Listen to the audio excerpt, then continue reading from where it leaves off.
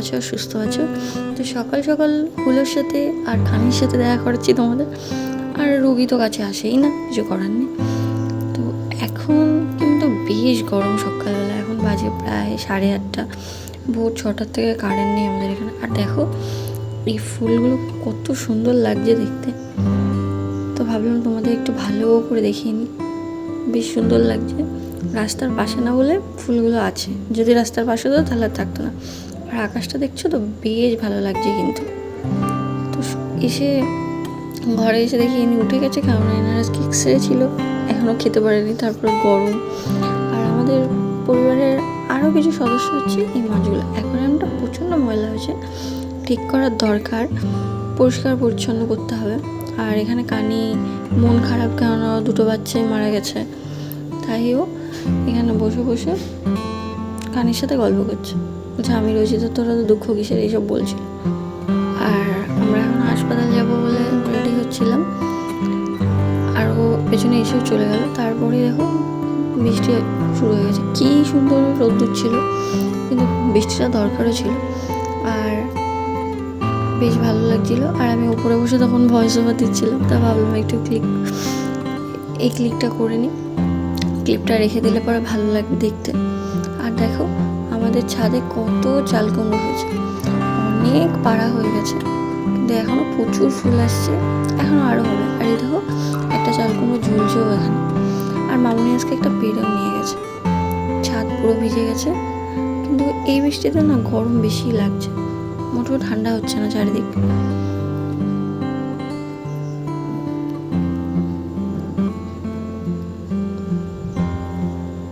তো চলো নিচে যাওয়া যাক। নিচে এসে দেখি এনারা দুজন বসে বসে বৃষ্টি দেখছে। আর আমাদের তো হাসপাতাল যাওয়ার কথা ছিল, তো লেট হয়ে যাচ্ছিল, কারণ এক্সরে করা বাকি ছিল তোমাদের দাদার। তো এখানে কানি বসেছিল, কানি বসে বারবার করে ডাকছে, কেন ওর বাচ্চাটাকে না ও খুঁজছে খাটের তলা থেকে শুরু করে সব জায়গায়। তারপরে হাসপাতাল থেকে ঘুরে এসে চান টান করে নিলাম, এসে শ্যাম্পু করলাম। আর এই বর্ষায় চুল প্রচণ্ড উঠছে, তো শ্যাম্পু তো করতেই হবে, তো একটু হেয়ার সিরাম লাগিয়ে নিলাম।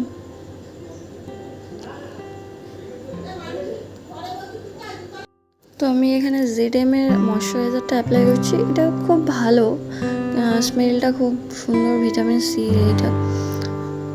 তো আমার ট্যান পড়ে গেছিলো প্রচণ্ড দীঘার থেকে আসার পরে, তারপর থেকে আমি এটা ইউজ করছি। এটা খুব ভালো, গলায়, হাতে, পায়ে, পুরো বডিতে ইউজ করতে পারো, মুখ বাদে, পেট ট্রিট দিয়ে। তো তারপর মুখে একটু রোজ ওয়াটার অ্যাপ্লাই করে নিলাম। চান টান করার পরে আমার এই কটাই কাজ থাকে।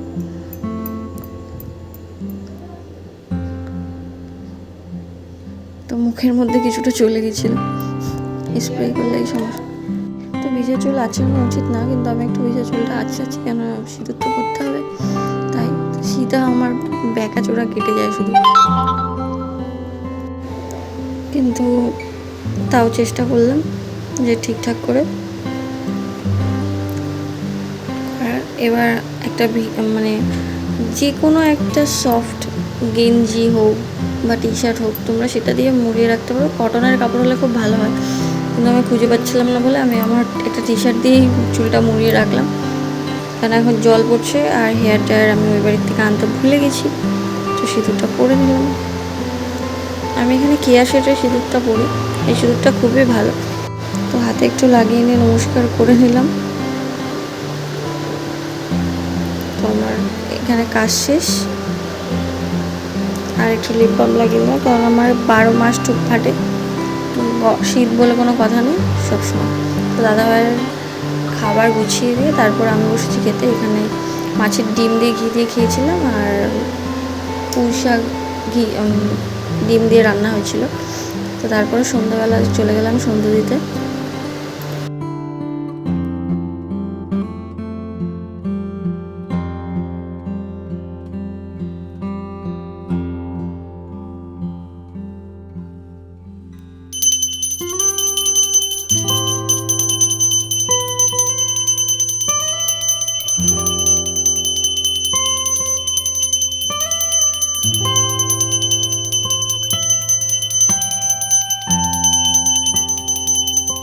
পুজো দিয়ে এসে বসেছি জামা কাপড় ভাঁজ করতে, কেননা আলনা রোজ ছড়ানো মোড়ানো হয়ে যায়, আমরা দুজন মিলেই ছড়াই।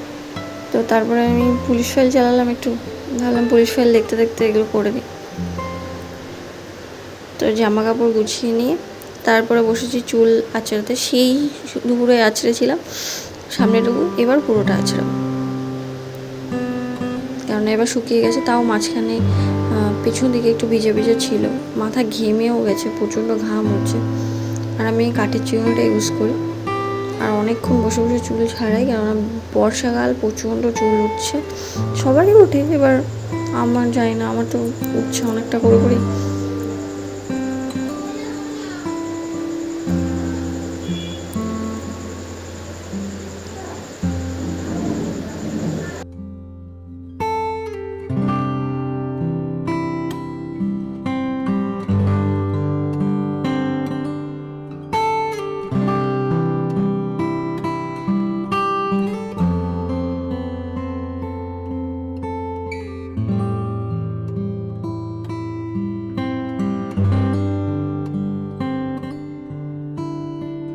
চুল আঁচানো হয়ে গেছে। আমাদের বাঙালিদের স্বভাব যে চুল প্যাকেটের মধ্যে করে রাখা, আর আমার যেহেতু 1 বছর হয়নি, বিয়ে হয়েছে, তো আমার এই চুলগুলোকে আলাদা করে রাখতে হবে, যাতে কোনো জায়গায় ফেলা টেলা যাবে না, এরকম নিয়ম টিয়ম আছে।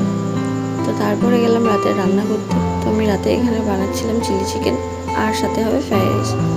তো আমার চিলি চিকেন ফ্রাইড রাইস খেতে সবচেয়ে ভালো লাগে এই কম্বোটা, তো আমার এই জন্যে এখানে চিলি চিকেনটা বানিয়ে নিচ্ছিলাম।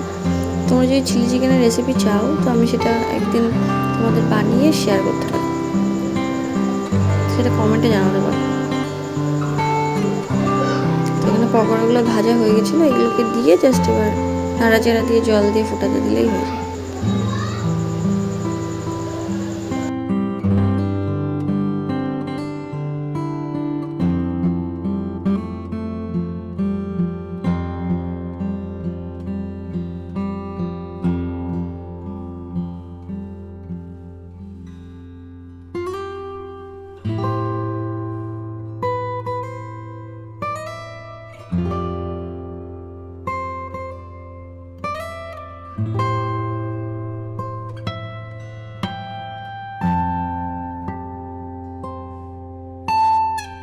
তারপরে বসেছিলাম সবজিগুলো কাটতে, গাজর, ক্যাপসিকাম, বিন, এগুলো সব কেটে নিচ্ছিলাম।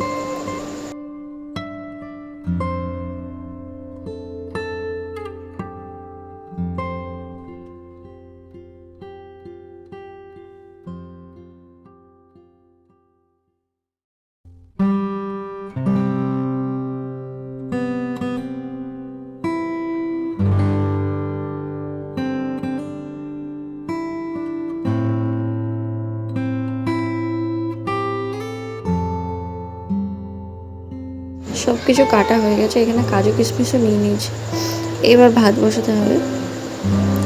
তো আমি এখানে চালগুলো দিয়ে দিয়েছি জল ফুটে ওঠার পরে, আর এপাশে গাজর, বিন, ক্যাপসিকাম সিদ্ধ বসিয়েছি, কেননা আমার বর সব কুটে কুটে ফেলে দেবে যদি সিদ্ধ না হয়। তো এখানে দেখো, এখানে ভাত ফুটে উঠেছে, এবার মামুনিকে ডাকলেই মামুনি ভাতটা উপর দিয়ে দেবে।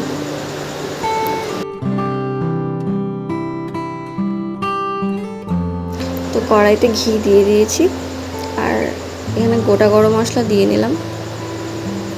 এবার একটু নাড়াচাড়া দিয়ে নেব, এগুলোকে একটু ভাজা ভাজা করার পরে এর মধ্যে দিয়ে দেবো কাজু কিশমিশ। তো কাজু কিশমিশগুলো দিয়ে নাড়াচাড়া করার পরে দেখো ব্রাউন ব্রাউন করে বেশ ভাজা ভাজা হয়ে গেছে।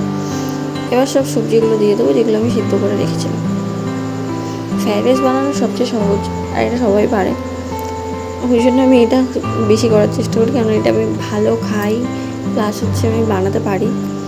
এই জন্যে বিরিয়ানিটাও টুকটাক, কিন্তু খুব ভালো না, তার জন্য ওটা বেশি ট্রাই করি না, ওটা এখনও পর্যন্ত ট্রাই করা হয়নি।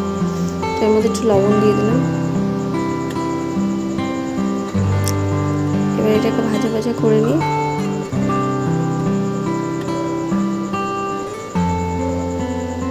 দেখো এখানে ভাত তো ঝুড়ো ঝুড়ো পুরো রেডি, বেশ ঝুড়ো ঝুড়ো হয়েছে।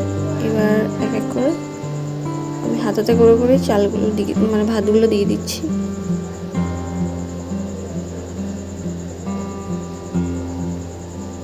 তো এবার ভাতগুলো সব দিয়ে এবার নাড়াচাড়া দিয়ে দিলাম। এর মধ্যে আমি একটু চিনি আর একটু ঘি লেগেছিলো, সেটাও দিয়েছিলাম। তো আজকের ব্লগটা এখানেই শেষ। তো দেখা হবে আবার একটা নেক্সট ব্লগে।